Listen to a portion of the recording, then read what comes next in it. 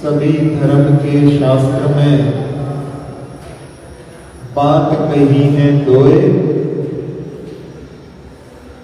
सुख देते सुख होए है, दुख देते दुख होए।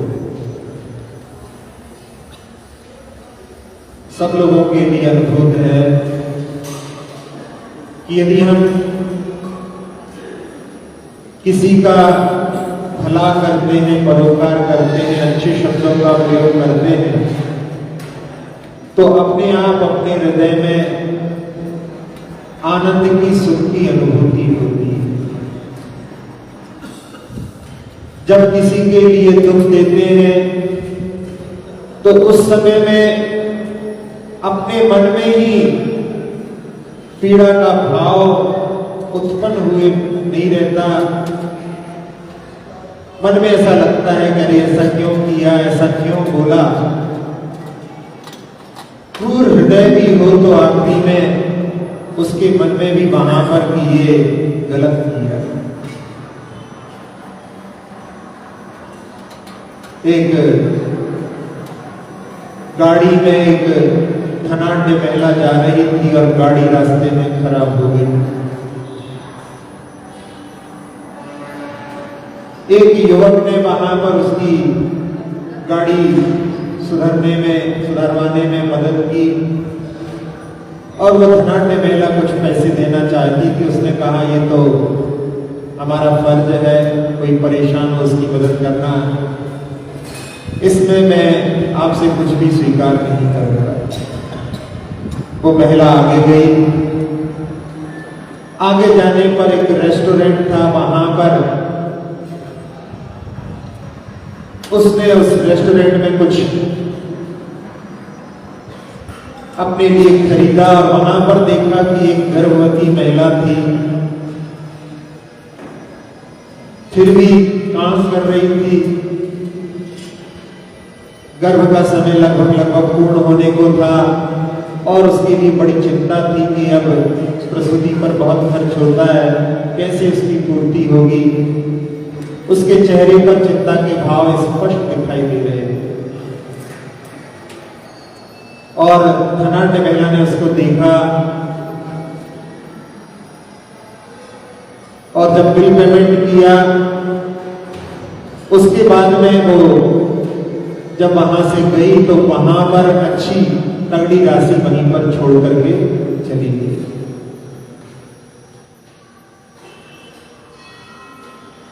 जो महिला वहां पर सर्व कर रही थी, आकर के उसने देखा बहुत सारी धनराशि वो छोड़ करके गई है और उसमें लिखा था कि ये तुम्हारे प्रसूति के लिए है। शाम को पति घर आया और पत्नी ने अपनी बात जब रखी,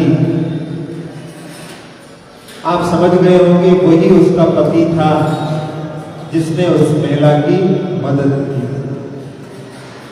तो अच्छाई करने का फल अपन वैसे पहले भी विचार कर चुके हैं, लेकिन यहाँ साता के बारे में भी अपन देखें तो परोपकार के कार्य के माध्यम से भी सुख का आश्रम होता है, साता का आश्रम होता है। जहां साता और असाता दोनों ही वेदनी कर्म के दो भेद हैं। आपके पास में जयपुर, वहां पर एक दीवान जी हुए, अमरचंद जी दीवान। राजा के दरबार में वो दीवान का कार्य करते थे। एक बार किसी ने खबर दी कि आपके साड़ू भाई आए हैं और जब उनको देखा तो उनकी फटे हालत देख करके सब लोगों को बड़ा आश्चर्य हुआ कि इनके साड़ू भाई, और ऐसी स्थिति में उन्होंने उनकी मदद कर दी। राजा साहब ने भी कहा कि दीवान जी आपके साड़ू भाई और ऐसे,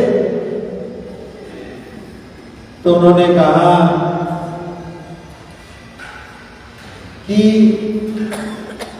वेदनीय की दो बेटियां हैं, एक साता और असाता। साता का विवाह मेरे साथ हो गया है, असाता का इसके साथ हो गया है, तो ये मेरा साड़ू भाई है, वास्तव में कोई संबंध नहीं था उससे, कोई संबंध नहीं था, लेकिन वो मदद की दृष्टि से आया था, क्योंकि दीवान जी हमेशा परोपकार के कार्य करते थे, बल्कि इतने परोपकार के कार्य करते थे कि एक बार अकाल की स्थिति में उन्होंने अपने पत्नी के जेवर तक बेच करके भोजनशाला वहां पर चलाया। तो लोगों ने कहा कि धन्य है दीवान जी आपका ऐसा दान।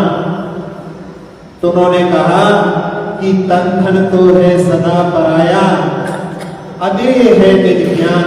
अपना ज्ञान किसी को ना दे सकते। तन धन तो है सदा पराया, अदेय है निज ज्ञान, और पर की वस्तु पर को दे दी, इसमें कैसा था। ऐसे जो है भावों से, जहां कोई संबंध नहीं उसकी भी सहायता करने के लिए तैयार हो जाते हैं। संबंधियों की तो सभी लोग मदद कर देते हैं, इसलिए कहते हैं कि कोई रिश्ता नहीं होने पर भी जो रिश्ता निभाते हैं वो ही सबके दिलों में अपना एक अलग प्रभाव छोड़ जाते हैं। जहां इष्टोपदेश में आचार्य पूज्यपाद स्वामी ने वर्णन करते हुए लिखा कि इस पंचम काल से मुक्ति तो नहीं है, लेकिन इस भव में यदि व्रतों का आचरण करोगे तो उसके माध्यम से स्वर्ग की प्राप्ति होगी। अव्रत के माध्यम से नरक जाने की अपेक्षा स्वर्ग में जाकर के सुख से समय बिताना श्रेयस्कर है। उदाहरण में कहा उन्होंने कि कोई धूप में बैठ करके इंतजार कर रहा है और कोई छाया में बैठ करके इंतजार कर रहा है, तो छाया में बैठ करके इंतजार करने वाला समझदार है। प्रश्न किया कि हमें तो मुक्ति प्राप्त करना है, स्वर्ग प्राप्त करने का लक्ष्य नहीं है। तो कहा आप मुक्ति प्राप्त करने का ही पुरुषार्थ करो, लेकिन इस काल में मुक्ति नहीं होगी तो स्वर्ग तो अपने आप सहजता से मिल जाए। जैसे कोई व्यक्ति बहुत लंबी दूरी तक जाने में समर्थ है, तो थोड़ी दूर जाने में उसको क्या परेशानी है। तो मुक्ति का प्रयास करने पर बीच का रास्ता तो अपने लिए वैसे ही प्राप्त हो जाएगा। फिर उस स्वर्ग के बारे में बतलाया कि ऋषि कज मनातंकम दीर्घ कालोपलालितम, नाके नाकौ कसाम सौख्यम, नाके नाकौ कसामेव। स्वर्ग के लिए एक शब्द आता है नाक। नाक का अर्थ क्या होता है? नाकम इति नाकः, जहां पर कोई दुख नहीं होता उसको नाक कहते हैं। नाके नाको कसाम सौख्यम, नाके नाको कसाम एवं। इसमें अलंकार की छटा भी है। अनुप्रास अलंकार में जहां पर एक अक्षर की पुनरावृत्ति होती है वो सामान्य जो अनुप्रास अलंकार कहलाता है, लेकिन जहां पर दो दो तीन तीन शब्दों की पुनरावृत्ति होती है उसके लिए क्षेकानुप्रास नाम दिया जाता है। इसमें नाके नाकौ कसाम सौख्यम, नाके नाकौ कसाम एवं, ना और का शब्द का बार बार जो है पुनरावृत्ति हो रही है। और साथ ही साथ में इसमें अनन्य उपमा अलंकार भी उदाहरण है। अलंकार दो प्रकार के होते हैं। एक होते हैं शब्दालंकार, जहां पर उसको देख करके ही अपन समझ जाओ तो वो शब्दालंकार होते हैं। जहां उसकी अर्थ पर जब दृष्टि डाली जाती है उससे जब अलंकार की छटा आती है तो उसको बोलते हैं अर्थालंकार। तो यहां पर कह रहे हैं कि इंद्रियों से उत्पन्न जो देवों के लिए सुख प्राप्त होता है वो ऐसा है जिसकी उपमा और बड़ी स्वर्गों का सुख तो स्वर्गों के जैसा ही है, यानी उसको कोई दूसरी उपमा नहीं दी जा सकती। तो ये अनन्य उपमा अलंकार, यानी कोई दूसरी उपमा उसकी नहीं दी जा सकती। एक ऐसे ही काव्य मिलता है, गगनम गगनाकारम सागरम सागरामिव राम रावण युद्ध राम रावण युद्ध, कि गगन कितना विशाल है, तो गगन जैसा ही विशाल है, उसके लिए कोई दूसरा जो है उदाहरण नहीं। फिर कहा समुद्र, तो समुद्र के बड़ा कौन हो सकता, तो समुद्र ही सबसे बड़ा है, उसके समान कोई दूसरा नहीं है। इसी प्रकार से राम रावण का युद्ध जो हुआ उसके समान कोई दूसरा नहीं हुआ। तो यहां पर कह रहे हैं कि स्वर्गों का जो सुख है वो स्वर्गों का ही सुख है। अब उसमें जो है स्वर्गों के सुख से आकर्षित होकर के यदि स्वर्ग को प्राप्त करने की इच्छा करे, लेकिन वो सुख भी क्या है, ऋषि कजम, इंद्रियों से उत्पन्न होने वाला है।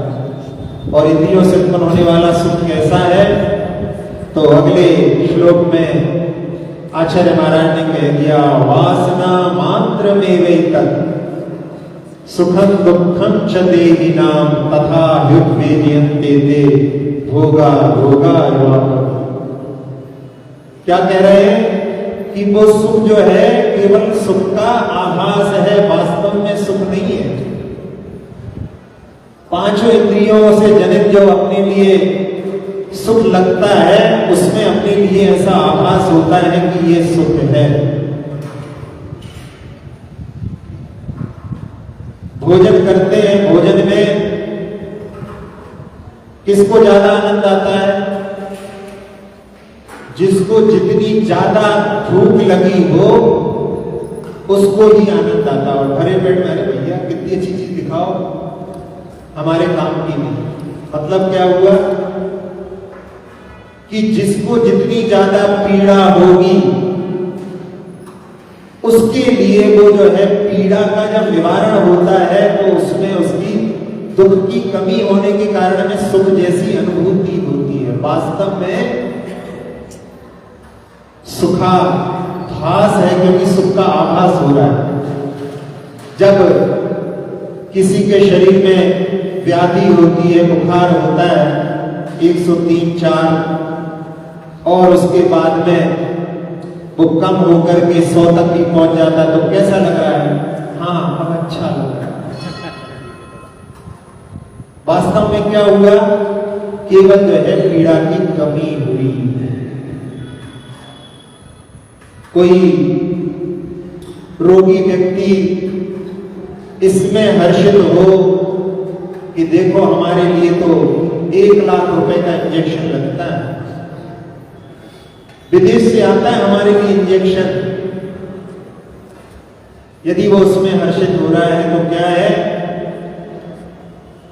बस ऐसे ही जो है पांचों इंद्रियों के विषय में अंदर में जो पीड़ा है, इसीलिए इसको वेदना प्रतिकार मात्र कहा। जहां दुख मेवा की व्याख्या करते हुए तत्वार सूत्र के 5वें अध्याय के सूत्र की कि पांचों पाप दुख रूपी हैं, तो उसमें कहा कि नहीं विषयों के प्रति जो है जब उनका भोग करते हैं तो कुछ तो आनंद की अनुभूति होती है। तो उसमें आचार्य पूज्यपाद महाराज ने इस सरवार सिद्धि टीका में लिखा कि वो जो है सुख कैसा है, कच्छु कंडुयन वध, कि जैसे किसी को खाज हो जाती है, जब उसको वो जो है खुजाता है तो मीठी मीठी सी जो है अनुभूति होती है। सबको अनुभूति होगी, जब कभी चोट लग जाती है और घाव जब ठीक है होने होता रहता तो उस पर हाथ घुमाने में एक आनंद सी अनुभूति होती है, सबको अनुभूति। तो बस ऐसा ही उसमें है कि खाज को जब सहलाते हैं तो अच्छा लगता है, लेकिन उसी में जब नाखून लग जाते हैं तो बाद में जो है कितना पीड़ादायक वो हो जाता है। तो ये इंद्रिय जनित सुख जो है वास्तव में सुख नहीं है, इनको संसारी प्राणी मोह के कारण में सुख मानता है। भोजन करना आवश्यक है क्योंकि उसके बिना शरीर नहीं चलता, इसीलिए किसी कवि ने लिखा है कि इन पेटों ने सब जग जीते, सुबह भरो शाम को रीते। बार बार भरते रहो, बार बार खाली हो जाते हैं। पूरा जो है संसार केवल मुख्यता से पेट के लिए ही काम कर रहा है, लेकिन उस पेट के साथ साथ में फिर पेटी भी चालू हो जाती है। पांचों इंद्रियों के सुखों के बारे में जहां कह दिया कि वासना मात्र, यानी अपनी धारणा बनी हुई है इनके प्रति कि ये जो है सुखकारी है। यदि वो सुखकर होते तो सब लोगों को समान रूप से सुखकर होना चाहिए, लेकिन अपन देखते हैं स्पर्श इंद्रिय के विषय देखो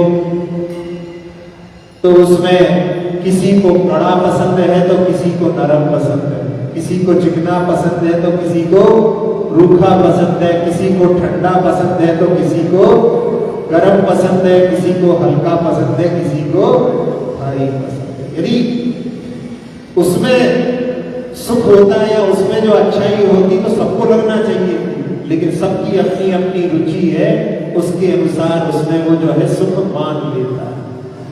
इसी को वासना मात्र का, यानी उसकी धारणा बनी हुई है। रसना इंद्रिय के विषय में भी है, तब देखो किसी को जो है खारा पसंद है, किसी को जो है कम नमक पसंद है, किसी को मिर्ची पसंद है। अब मिर्ची खाते समय में सी करते जाएंगे, पसीना पसीना होते जाएंगे, लेकिन कहेंगे भैया मिर्ची में क्या आनंद है मिर्ची में। तो वो क्या है कि धारणा बनी हुई उसकी प्रति कि भैया इसमें जो है सुख है। घ्राण इंद्रिय के विषयों को देखो, जहां पर कुछ ऐसे देश हैं जहां पर पानी की कमी रहती है, पैलेस्टाइन आदि कुछ ऐसे देश हैं, वहां के लोग स्नान कभी कभी करते हैं, महीने में एक आध बार। पानी की इतनी कमी है, बाकी समय क्या करते हैं वो परफ्यूम लगा करके रहते हैं। इतना परफ्यूम लगाते हैं यदि बगल में बैठ जाए तो लोगों का बैठना मुश्किल हो जाए। तो वो उनमें उसमें रचे पचे, उनको उसमें कुछ नहीं लगता, उनको वही जो है रुचिकर लगता है। एक मछुआर और एक मालिनी की जो है मित्रता, व्यापार में मिलते थे तो मित्रता हो गई। हमेशा कहती थी मालिन के हमारे घर आओ, और एक बार ऐसा हो गया कि नदी में बाढ़ आ गई तो मछुआरे जो है वापस नहीं लौट पाई। अब नदी चढ़ी हुई तो कैसे जाएं घर। अब सोचा चलो वो याद करती थी हमारी सहेली, चलो उसके घर चलते। उसने कहा बड़े भाग्य हमारे जो आप हमारे घर पधारे।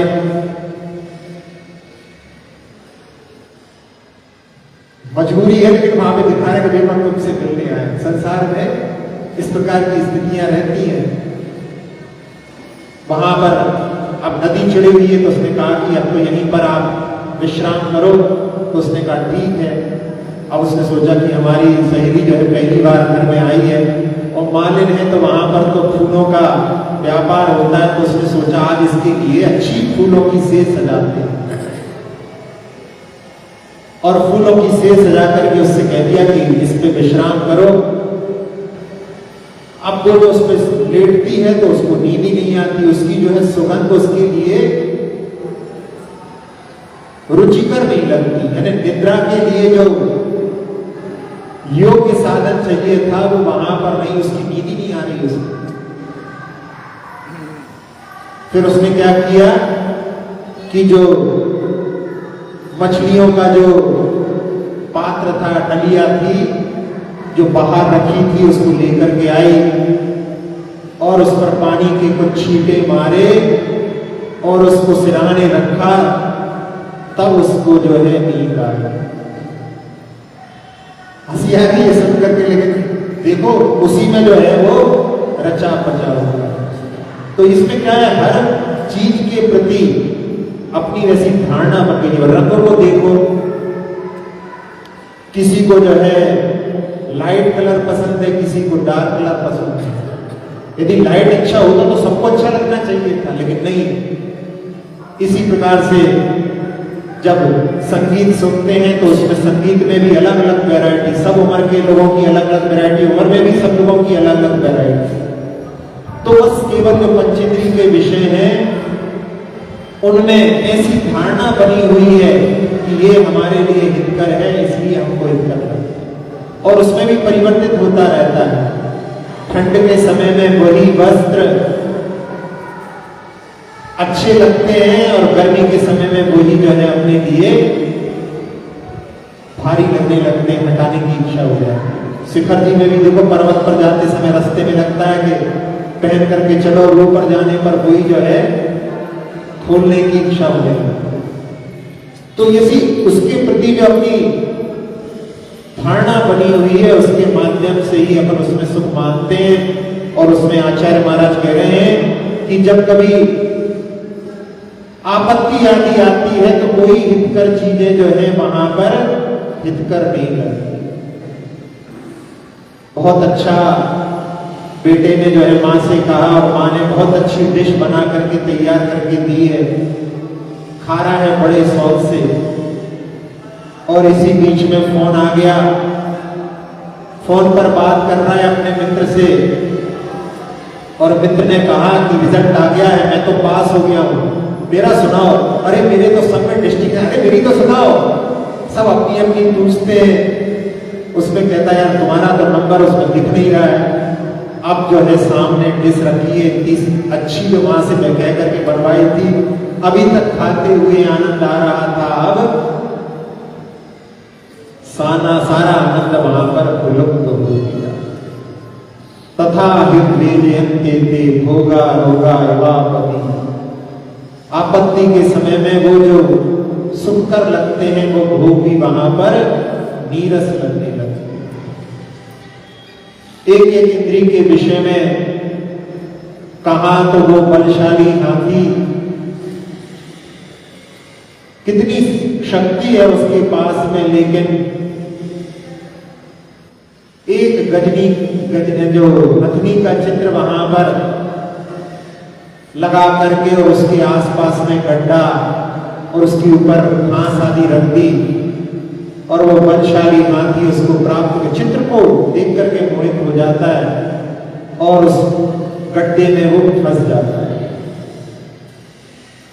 पकड़ने वाले 3-4 दिन के बाद में उसको एक घास का पूरा देते हैं और उस समय में सोचता है कि ये हमारा हितकारी है। फिर उसके ही निर्देशन में चलते चलते वो बंधन को प्राप्त हो जाता है। नींद के बारे में कहते हैं कि वो रसना इंद्रिय के वशीभूत होकर के बस में हो जाती है।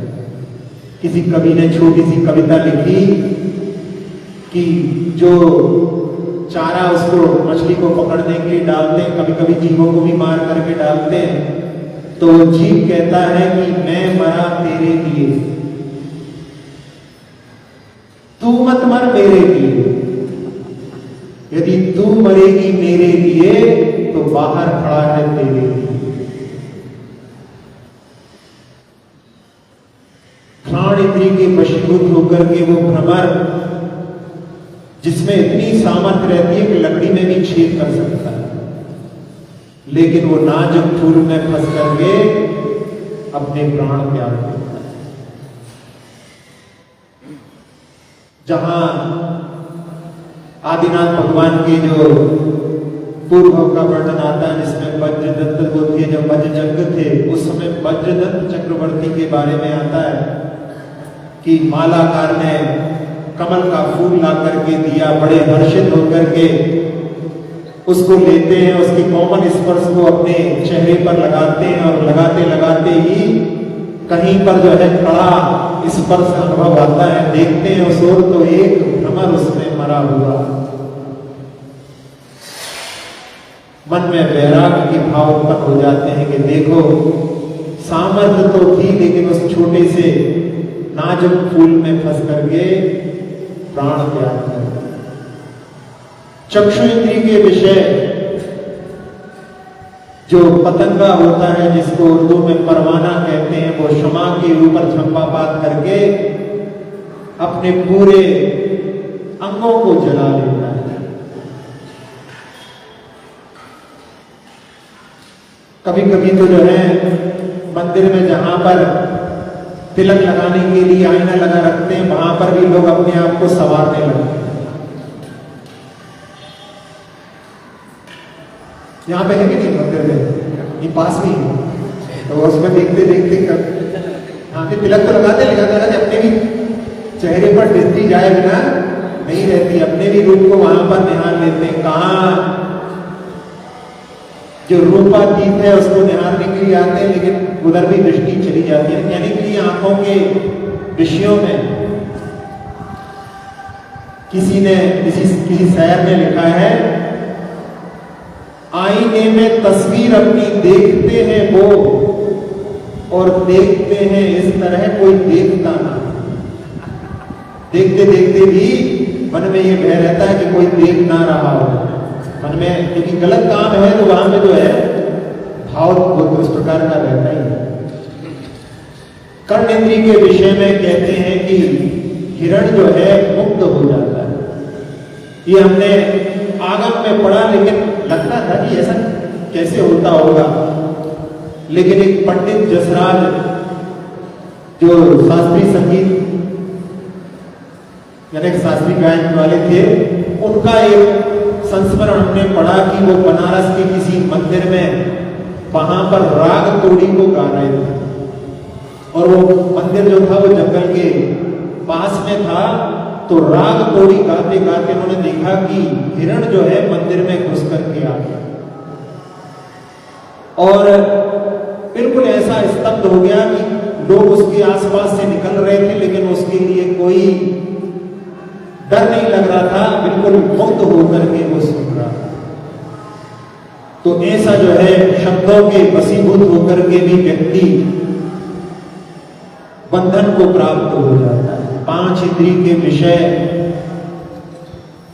जिसमें अधिकतर विषयों में तो हम जैसे अपने आप को जो आप वस्त्रों के माध्यम से सजाते हैं, उसमें वो वस्त्र अपने लिए नहीं पहनते हैं तो दूसरों के लिए पहने जाते हैं। घर के वस्त्र अलग होते हैं, बाहर के अलग होते हैं, और अच्छे वस्त्र खरीदे हैं, यदि कोई प्रशंसा नहीं करे तो सारी मेहनत बेकार लगती है। और आजकल तो और कैसा चल रहा है कि जहां फटे हुए वस्त्रों को पहनना अपशकुन का कारण माना जाता था, लेकिन आजकल तो वही फैशन बन गया है। ये भी एक धारणा बन गई है कि उसमें भी बताते हैं कई कई ऐसे जीन्स के वस्त्र होते हैं जो शेर आदि के पिंजड़े में छोड़ दिए जाते हैं, और उनके माध्यम से जब उनका कुछ छेद आदि हो जाते हैं तो उसको पहनते समय में लोग गर्व से बताते हैं कि देखो शेर के द्वारा इसमें छेद किया गया। क्या मतलब धारणा है, क्या वासना है। ऐसी जो है 5 इंद्रियों के विषयों के लिए, तो 5 इंद्रियों के विषय वास्तव में सुख नहीं है, सुख का आभास है। इसीलिए आचार्य कुंद महाराज ने प्रवचन सार में लिखा है, जैसे विषय सुरति तेसं दुखम व्याण सद्भावम, यदि नहीं सद्भावम व्यवहारो नत्थि विषयत्वम। यदि उनमें 5 इंद्रियों के विषय में यदि व्यापार हो रहा है तो ये समझ लेना चाहिए कि अंदर में दुख है, उसके कारण में उन विषयों में वो लगा हुआ है। जैसे जब भूख लगी है तो भोजन में लगा है, ऐसे ही 5 इंद्रियों के विषयों में जब लगता है, जब मन में कुछ पीड़ा की अनुभूति होती है, उसको पीड़ा को दूर करने के लिए वो एक एक इंद्रिय का सहारा लेता है। लेकिन जब पीड़ा का प्रतिकार होता है, पीड़ा कम होती है, तो बस उसी को वो जो सुख मान लेता है। इसीलिए पूजा की पंक्तियों में भी पढ़ते रहा कि इंद्रिय सुख को ही मैंने जो है सुख मान रखा है, वास्तव में ये सुख नहीं है, ये तो सुखाभास है। और वो सुख कैसा होता है, जहां पर कहते हैं सो इंद्र नाग नरेंद्र वा अहम इंद्र के नाही करो। सब लोगों के जो सुख है वो सब इंद्रिय जनित सुख हैं। वास्तव में तो सुख किसको कहते हैं कि आत्म को हित है सुख, सो सुख आकुलता बिन कही। ये पांचों इंद्रियों के विषय में तो आकुलता रहती है। खाते खाते भी अब बस मीठा मीठा नहीं, अब कुछ नमकीन भी चाहिए।